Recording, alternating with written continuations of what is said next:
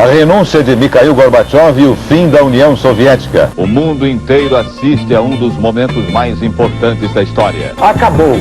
A União Soviética, criada em 1922 como o primeiro Estado comunista da história, agora é só isso, história. A renúncia de Mikhail Gorbachev é o fim definitivo da União Soviética. Ela partiu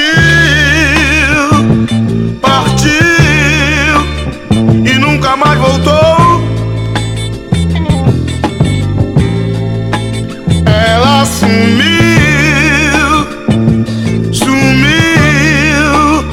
e nunca mais voltou.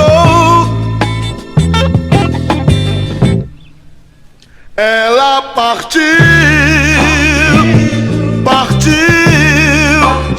e nunca mais voltou. Não voltou, não.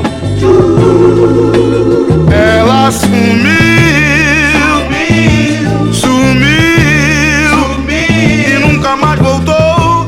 Não voltou, não.